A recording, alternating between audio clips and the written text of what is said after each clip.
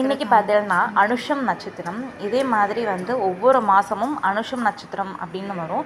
அந்த அனுஷம் நட்சத்திரம் பார்த்திங்கன்னா நம்ம மகா பெரியவா இருக்கா இல்லையா, அவருக்கு ரொம்ப விசேஷமானது. ஏன்னா அவரோட நட்சத்திரம் அப்படின்னு பார்த்திங்கன்னா அனுஷம் நட்சத்திரம் தான். அன்றைக்கி பார்த்திங்கன்னா அவரோட போற்றிகள்லாம் படிச்சுட்டு அவரோட நாமத்தெல்லாம் சொல்லிட்டு அவருக்கு ஏதாவது ஒரு நைவேத்தியம் பாலோ ஏதோ பிரசாதம், ஏதாவது தயிர் சாதமோ சர்க்கரை பொங்கலோ கேசரி ஏதாவது ஒரு நைவேத்தியம் பண்ணுறதுங்கிறது ரொம்ப விசேஷமான சிறப்புகளுடையது. ஒன்றுமே பண்ண முடியல அப்படின்னாக்கா இந்த நாமத்தை சொல்லுங்க. ஹர ஹர சங்கர ஜெய ஜெய சங்கர காஞ்சி சங்கர காமகோடி சங்கரா. இதே மாதிரி தொடர்ந்து சொல்லிகிட்டே வந்தாலே போதும், உங்களுக்கு ரொம்ப நல்லது. உங்களை சுற்றி உள்ள கெடுதல் எல்லாம் நீங்கி உங்களுக்கு நல்லதை மட்டும்தான் நடக்கும்.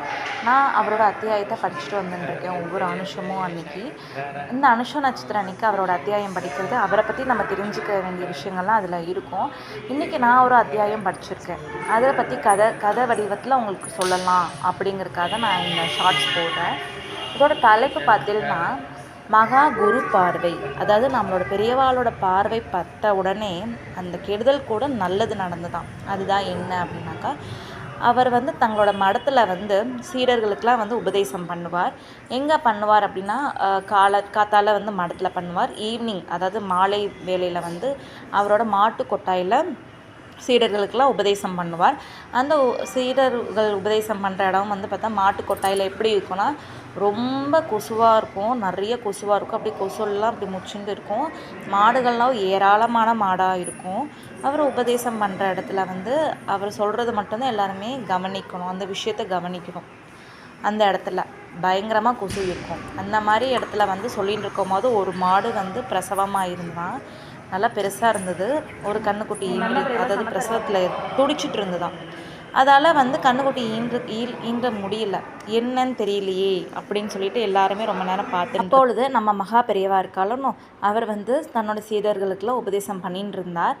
அவர்கிட்ட சீடர் ஒருத்தர் போய் சொன்னார், இந்த மாடு பிரசவிக்க ரொம்ப கஷ்டப்படுறது அப்படின்னோடனே சரி உடனடியாக போய் டாக்டரெல்லாம் அழைச்சிட்டு வாங்க அப்படின்னு சொல்லி நம்ம மகா பெரியவா சொல்கிறார். அப்போ 1க்கு 6 டாக்டர் வரா. ஏன்னா நம்மளோட காஞ்சி சங்கர மடம் அப்படிங்கிறதுனால 6 முக்கியமான டாக்டர்கள் எல்லாமே அந்த மாட்டை பார்க்குறா. மாடை பார்க்கும்போது அதால் ஏன் பிரசவிக்க முடியல, கன்றுக்குட்டி ஏன் வெளியில் வரல அப்படிங்கிற கேள்வி எல்லாத்துக்கும் இருந்தது. பார்த்தா அது கன்றுக்குட்டி வயிற்றுலேயே செத்து போயிடுது அப்படின்னு தெரியுது அவளுக்கெலாம். சரி கன்றுக்குட்டி உடனே எடுத்துடணும், இல்லைன்னா அந்த மாடு கொஞ்ச நேரத்தில் செத்து போயிடும் அப்படின்னு சொல்லிட்டு எல்லாருமே ரொம்ப போராடின்னு இருக்கா. இதை போய் ஒரு சீடர் நம்ம மகா பெரியவாள்கிட்ட சொல்கிறா. உடனே மகா பெரியவா ஒன்றும் இல்லை இதோ நான் வந்துடுறேன்னு சொல்லிட்டு கொஞ்ச நேரம் அந்த மாட்டுக்கு முன்னாடி அமர்ந்து உட்கார்ந்து